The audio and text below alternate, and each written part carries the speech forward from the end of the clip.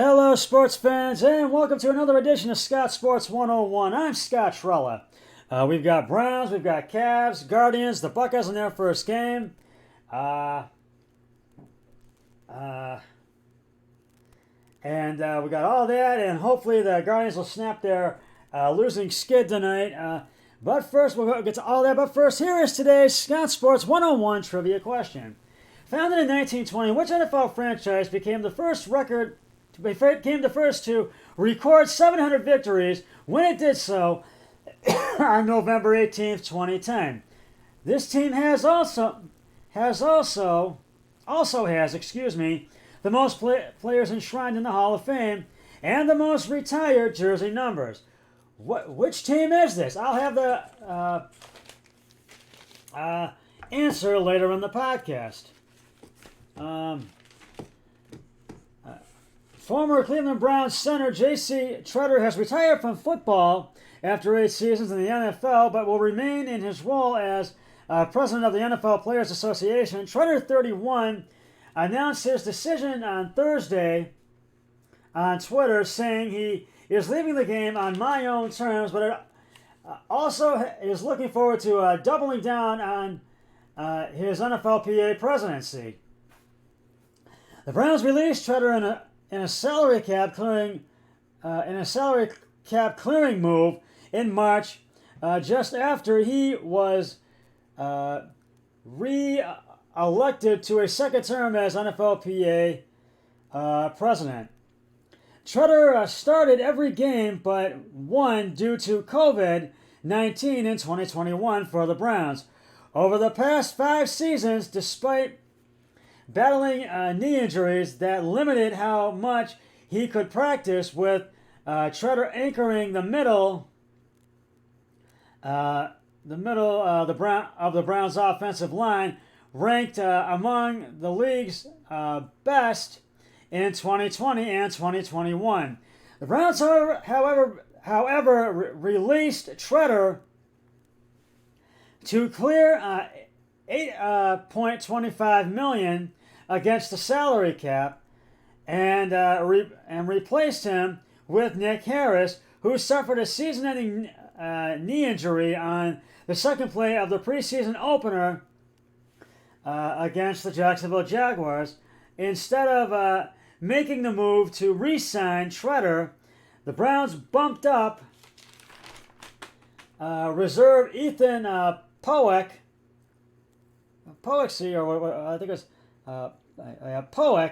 to the starting center spot. While was still playing, Tretter thought his efforts off the field would have an impact on his future. Guys would be like, "Oh, like, how are your knees doing?" Tretter said to Sports Illustrated. And I always said my NFLPA job is going to end my career before my knees end my career. As NFL Players Association president, Tretter helped guide the union through 2 turbulent years and amid the pandemic, collaborating with the league on protocols to keep players safe. Excuse me.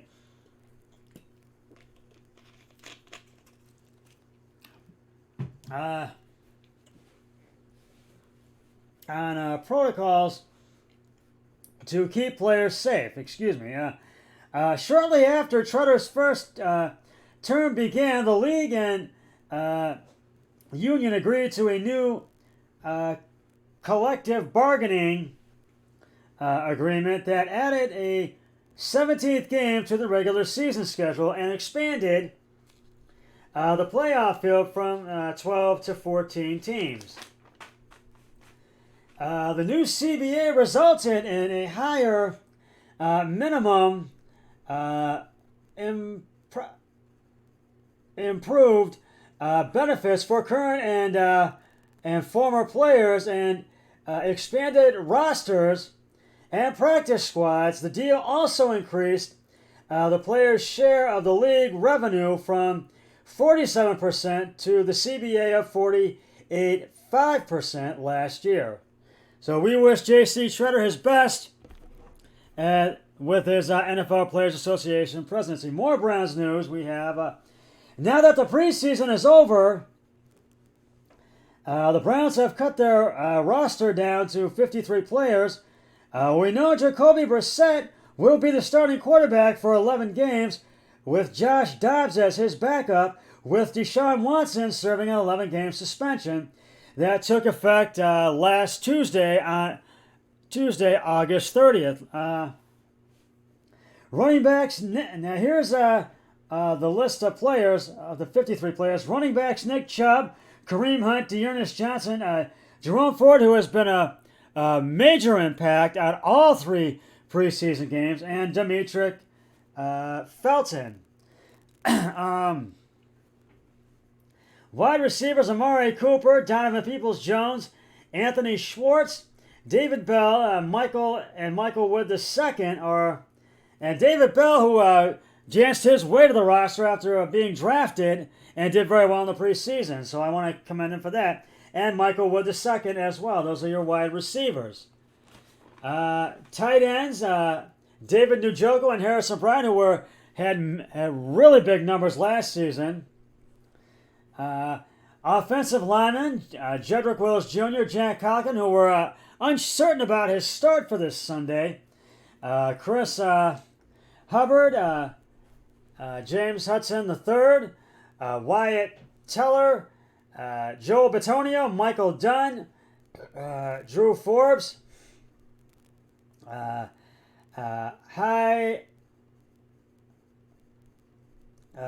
Hedgelet, Froholt, and Ethan Poick.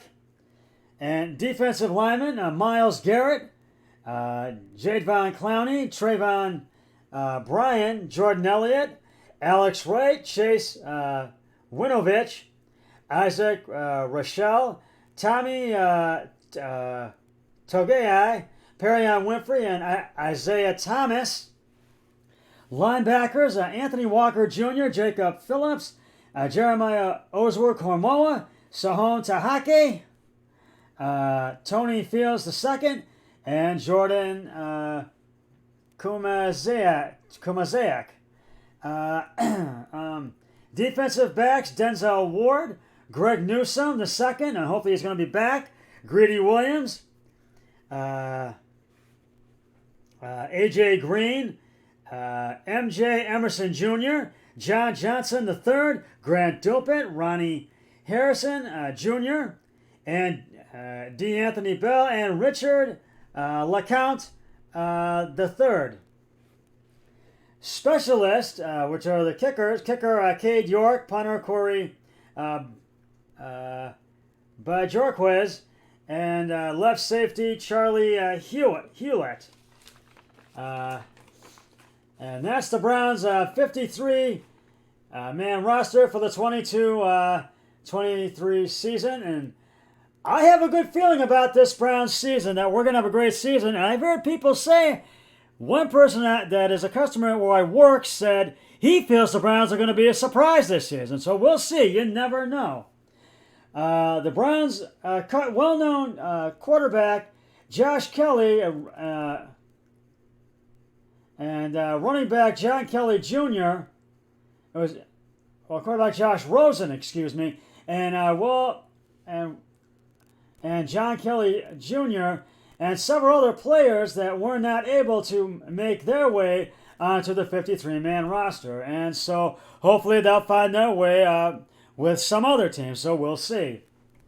Browns quarterback Deshaun Watson has began serving his 11-game suspension as it took effect last Tuesday, August 30th at 4 p.m. Watson is barred from the Browns facilities until October 10th. That's the Monday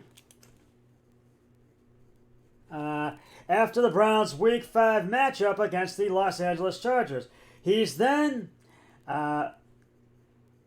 barred from the practice running drills with the team until November 14th.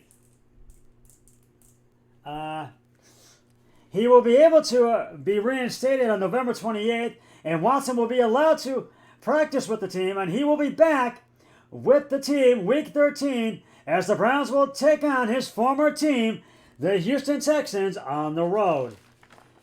General Manager Andrew Berry added that the Browns, that Watson, will continue to attend counseling during his absence from the Browns. The Browns are in agreement on a one-year deal with tight end Jesse James, a source confirmed from Cleveland.com. Jeremy Fowler first reported the agreement. James was drafted in the fifth round by the Steelers and spent 4 years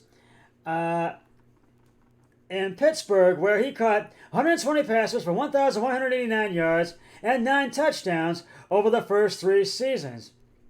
2 in Detroit, and most recently 1 in Chicago. James has had 37 catches for 333 yards and 3 touchdowns. The Browns will return to the practice field Monday morning and face the Panthers next Sunday at 1 p.m. in Carolina. Spent Sunday reinforcing their roster, and they also added offensive tackle Joe Hagg as insurance for right tackle Jack Conklin, who I mentioned whose status is unclear. And kickoff for the Browns and Panthers game, with the Panthers naming Baker Mayfield their starter, will be Sunday at 1 on CBS 19. That's where that will be. And so that's basically, I really do have a good feeling, though. I think it was and I like that move with Jesse James for the Browns, and we'll see what happens on Sunday. And I'm ready for the football, and Thursday night will be the season premiere of Scott Sports 101, Thursday Night Football pregame and postgame show. And I believe we got a great matchup for that game, and I'll have it for you, the pregame on Thursday. And then the season premiere of Scott Sports 1, the NFL Football Sunday early games, pregame, late games, pregame, early games, postgame, late games, pregame, and then late games, postgame, Sunday Night Football, pregame, postgame, and Monday Night Football, pregame, postgame. So I'm looking forward to it. And Thursday night, that'll begin the new season of Scott Sports 101, Thursday Night Football, pregame, and postgame. Turning to the Cavs traded Colin Sexton for Cavs traded Colin Sexton, Lauri Markkanen, and rookie wing Akaya Abajai, and 3 unprotected first-round picks, 2025, 2027, and 2029, and 2 swap picks, 2026 and 2028, for Utah Jazz All-Star guard Donovan Mitchell on Thursday last week. Sexton agreed on a 4-year, $72 million sign and trade deal to join the Utah Jazz. His agent, Clutch